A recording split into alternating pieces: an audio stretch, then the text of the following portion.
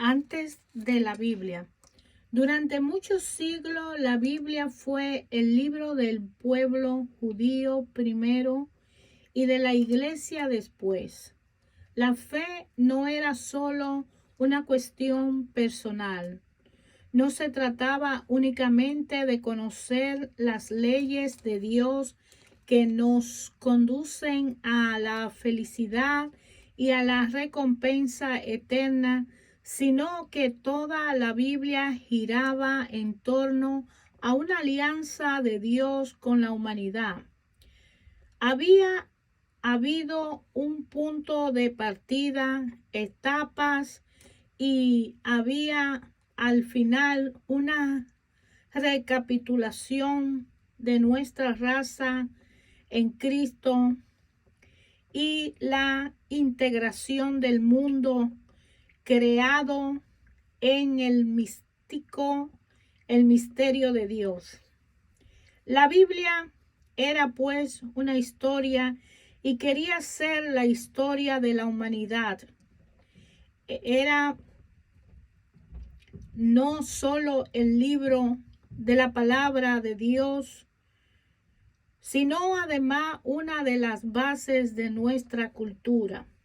Pero es innegable que toda la historia bíblica fue escrita en el transcurso de unos pocos siglos en un pequeño rincón del mundo, aunque este lugar fuera, como los afirmamos más adelante, un sector muy privilegiado. Los autores bíblicos no podían ver desde su ventana más que un pequeño trocito del espacio y del tiempo. Cuando buscaban más allá de su historia particular, no alcanzaban más datos de los que transmitían la antigua tradición. Para ello, no cabía duda alguna que Dios lo había creado todo al principio, es decir, si nos atenemos a algunos datos brutos del Génesis, hacía más o menos 6.000 años posteriormente tampoco se dudó de que el mundo habitado no se extendía más allá de Europa y del Oriente Medio, y que toda la humanidad había recibido el anuncio del Evangelio, aunque regiones enteras como los países moros hubiesen abandonado la fe en el siglo XIII. Santo Tomás de Aquino sostenía que si por casualidad había todavía alguien que siquiera ignorando el mensaje cristiano, como sería por ejemplo alguien que hubiera pasado toda su vida en el fondo de un bosque, Dios no dejaría de mandarle a un ángel para darle a conocer su palabra. Fue solo en esos siglos cuando la ciencia comenzó a hacer tambalear esa certeza, en primer lugar, la noción del tiempo. Un primer paso fue el descubrimiento de la enormidad de tiempo que fue necesaria para que se formara la tierra y de innumerables especies de animales y vegetales que desaparecieron de la tierra después de haberla habitado. Así se pasó rápidamente de todos esos años tradicionales a millones y a miles de millones de años. Una segunda etapa afectó mucho más profundamente la visión del mundo y fue la intuición primero. y prueba cada vez más numerosas después de una verdadera historia de los seres vivientes. En un primer tiempo se esforzaron por clasificar a las especies vivientes o extinguidas según su semejanza o diferencia. No fueron necesarios muchos años para que el cuadro se transformara en un árbol genealógico. Las diversas especies procedían las unas de las otras.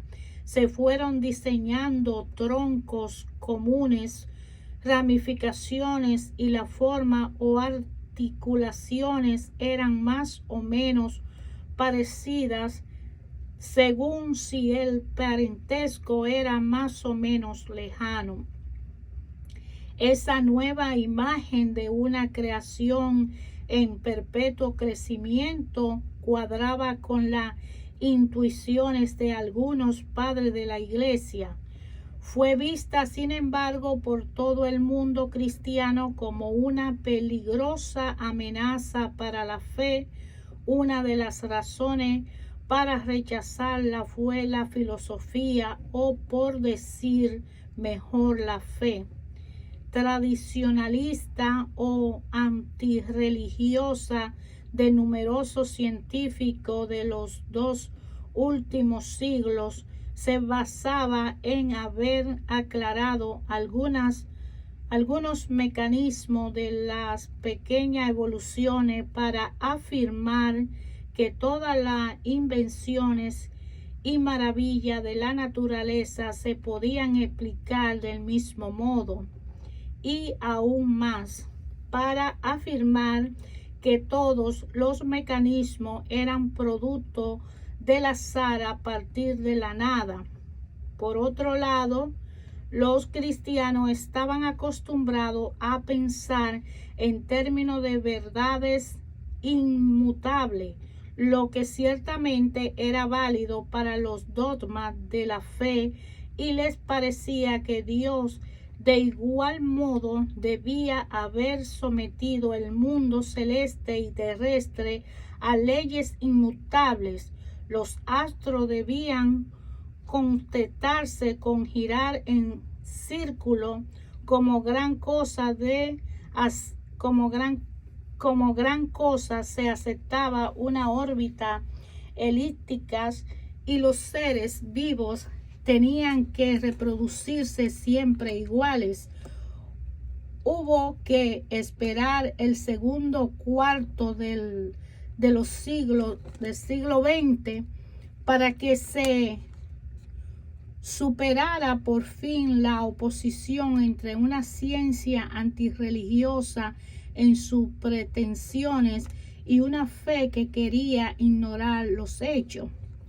¿A dónde queremos llegar con esto? Simplemente a que la visión de un mundo en evolución encaja perfectamente con la concepción cristiana del tiempo de las edades de la historia. Si estudiamos la carta de Pablo, veremos que para él toda la historia de la humanidad es una pedagogía de Dios, de la cual emerge el verdadero Adán, contrariamente a la imagen tan difundida de un Adán Tarzán, que al comienzo de los tiempos era tan bello y fuerte como se lo ve en los frescos del Miguel Ángel, pero que después había caído de su pedestal.